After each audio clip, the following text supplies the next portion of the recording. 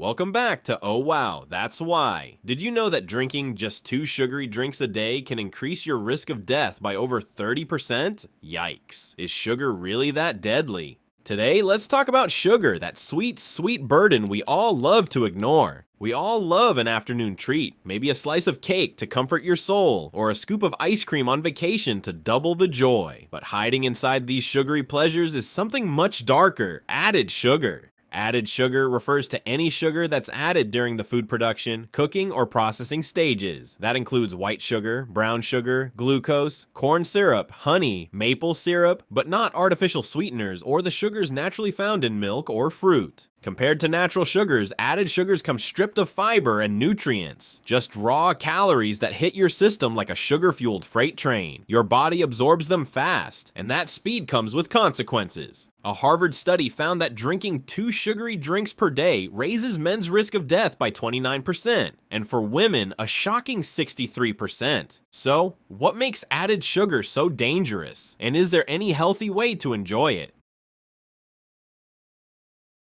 Most people associate sugar with cavities and weight gain, but the damage goes much deeper and broader. There are 3 main levels of risk. First, immediate effects. Because added sugar lacks fiber and complexity, it gets absorbed rapidly. This causes your blood sugar to spike, triggering a huge release of insulin to bring it back down. That yo-yo effect in your blood sugar can leave you feeling anxious, tired, or even irritable. In fact, research shows that sudden blood sugar crashes can reduce your attention span and make it harder to focus. Not ideal when you're at work or behind the wheel. Second, long-term damage. Consistently high sugar intake can force your pancreas into overdrive, flooding your body with insulin until the system breaks down. Over time, this can lead to insulin resistance and beta cell dysfunction, both early steps toward metabolic syndrome. The results? Increased risk of obesity, high blood pressure, elevated cholesterol and blood sugar levels, and eventually, chronic illnesses like cardiovascular disease, cancer, diabetes, and respiratory disorders. Third, societal cost. Added sugar doesn't just hurt individuals, it hurts society. Chronic conditions reduce workforce productivity and rack up huge healthcare bills. In Taiwan, 7 out of the 10 leading causes of death are non-communicable diseases, and according to a 2021 study by National Chung Kung University, sugar-sweetened beverages alone cost Taiwan's healthcare system over 23.3 billion new Taiwan dollars per year. That's 2.4 times more than what's spent on rare disease medication. If sugar is so harmful, why don't we just quit? Well, that's not so easy. From an evolutionary perspective, humans are practically programmed to love sugar. Back in hunter-gatherer times, sugar was a rare source of quick energy. Evolution rewarded those who sought it out. Over time, our brains developed a whole reward system just for sweet flavors. The taste of sugar triggers happy chemicals, dopamine and serotonin, making us feel good. Socially, we also link sugar with comfort and celebration. Think birthday cake. Think candy as a childhood reward. It's no surprise many of us reach for sweets when we're stressed, sad, or burned out. Unfortunately, this hardwiring can lead to an unhealthy relationship with sugar.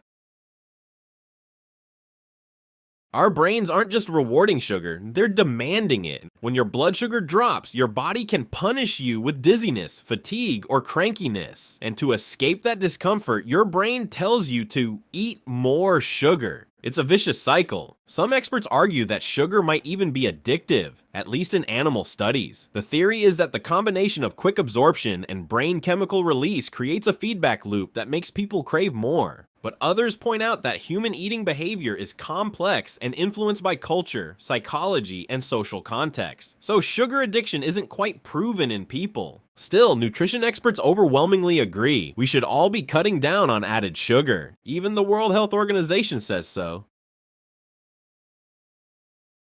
The WHO recommends that adults and children limit their daily sugar intake to less than 10% of their total calories, ideally under 5%, or about 25 grams per day. Here's the key detail. The WHO refers to free sugars, which includes both added sugars and natural sugars in processed foods like fruit juice. It does not include whole fruits or dairy, which contain natural sugar bound up with fiber and nutrients that slow absorption. Doctors say that if you're overweight, have high body fat, or suffer from metabolic syndrome, and you love sugar, you might benefit from cutting back or even quitting sugar altogether. But it's hard, so here's a practical approach. Swap cake and ice cream for nuts or high cacao dark chocolate. Order drinks with less sugar. Go from less sugar to light to unsweetened. Try low sugar or sugar-free dessert alternatives. When cravings hit, try fruit. It satisfies the sweet tooth with less damage. And don't forget, sugar hides in places you might not expect. Sauces, breads, even healthy granola. Always read the label. Lifestyle changes also help. Get enough sleep, stay hydrated, eat balanced meals, and move your body. All of these reduce your sugar cravings. And of course, try not to tempt yourself by constantly surrounding yourself with sweets.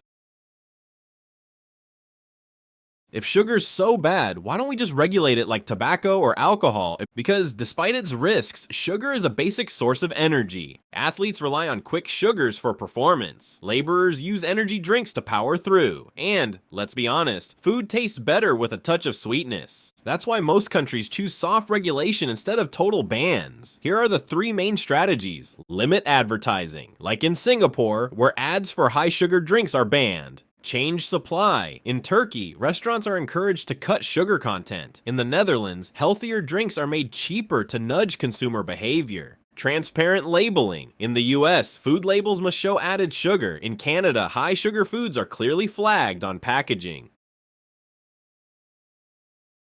So what are governments around the world doing to help us manage our sugar obsession? Quite a lot, actually, though most of it is gentle nudging rather than full-on sugar bans. Here are the top strategies nations are using. National dietary guidelines. Many countries, including the US, UK, Australia, and Japan, have published official recommendations to limit added sugar intake to less than 10% of daily calories. Some, like the UK, are even pushing for under 5%. School and community interventions. In countries like Mexico and South Korea, schools are limiting sugary drinks and junk food sales. The goal? Start good habits young. Meanwhile, local governments are funding wellness programs and community health workshops to raise sugar awareness. Nutrition labels and front-of-pack warnings. The US requires added sugar to be listed separately on food labels. Chile, Mexico, and Israel go even further with bold warning symbols on the front of high-sugar products. Black stop signs that basically scream, "Think twice before you eat this."